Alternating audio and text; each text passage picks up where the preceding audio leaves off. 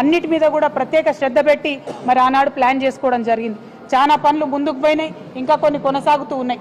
వీటన్నిటిని కూడా ఎటువంటి పక్షపాతం లేకుండా నీటి ప్రాజెక్టులన్నీ కూడా త్వరితగతిన పూర్తి చేయాలని చెప్పి ఉత్తమ్ కుమార్ రెడ్డి గారిని మేము డిమాండ్ చేస్తూ ఉన్నాం. అదేవిధంగా రాష్ట్ర ముఖ్యమంత్రి గారిని మేము సూటిగా నల్గొండ గడ్డ నుండి ప్రశ్నిస్తూ ఉన్నాం.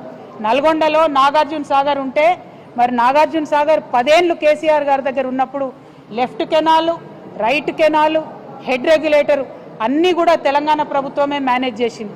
అందుకోసమే ఎటువంటి ఇబ్బంది లేకుండా నాగార్జున సాగర్లో ఎడమ కాలువ నుండి నల్గొండ రైతాంగానికి అంతటికి కూడా మంచిగా 10 ఏళ్ళు నీళ్ళు వచ్చినాయి.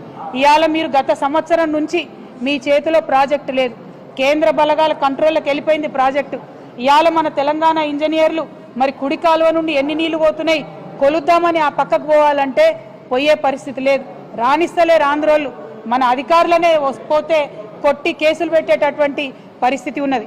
మరి ఇక్కడ ఇరిగేషన్ శాఖ మంత్రి ఇదే జిల్లా బిడ్డగా ఉండి నాగార్జున సాగర్లో అన్యాయం జరుగుతుంటే ఎట్లా చూస్తూ కూర్చుంటారని చెప్పి మేము ముఖ్యమంత్రి గారిని అడుగుతా ఉన్నాం, ఇరిగేషన్ శాఖ మంత్రి గారిని కూడా అడుగుతా ఉన్నాం.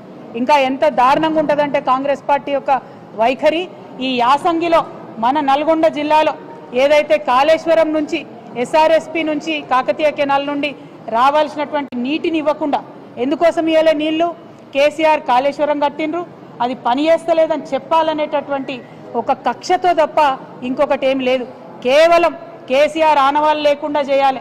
కేసీఆర్ అంటే కాళేశ్వరం గుర్తు రావద్దు, కేసీఆర్ అంటే యాదాద్రి గుర్తు రావద్దు, కేసీఆర్ అంటే థర్మల్ పవర్ ప్లాంట్ మనం ఇక్కడ పెట్టినటువంటిది గుర్తుకు రావద్దు.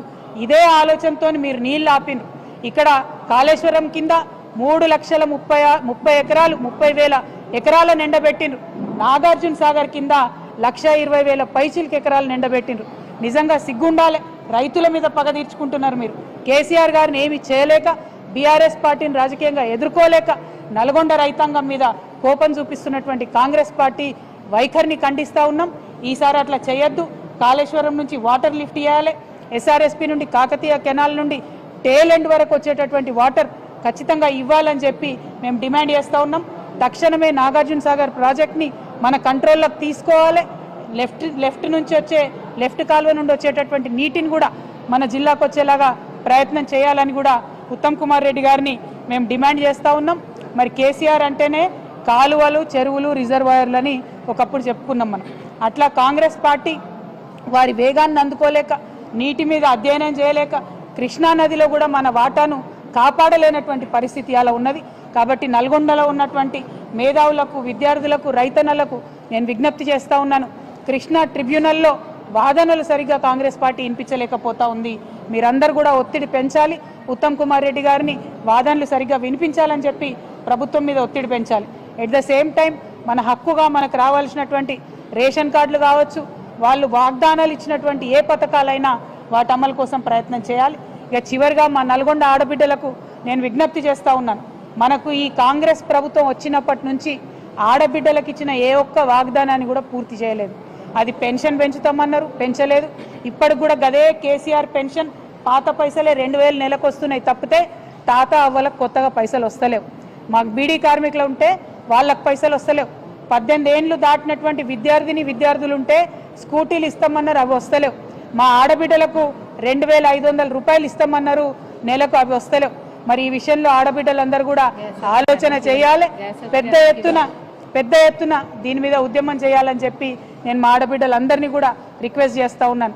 మరి పథకాలు వాళ్ళు ఇచ్చినామని చెప్పేటటువంటివి కూడా అక్క చెప్తున్నట్టుగా గ్యాస్ పథకం కావచ్చు, విద్యుత్కి సంబంధించినటువంటి సబ్సిడీ కావచ్చు, ఏవైనా కూడా అరకొరగానే అందుతున్నాయి తప్పితే కడుపు నిండా అందుతలేవు.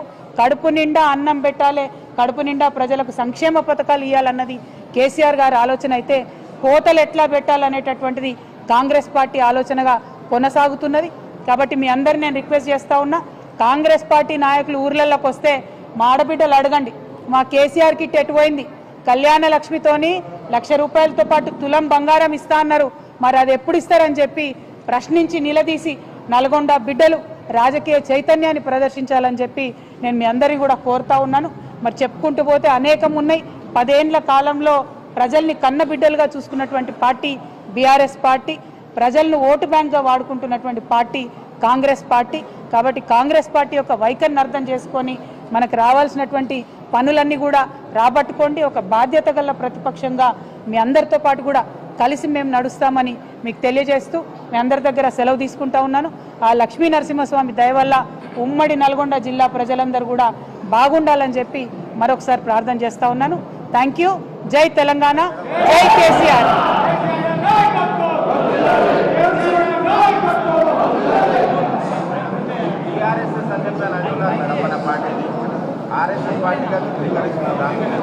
देखिए आज दुनिया भर में मशहूर है कांग्रेस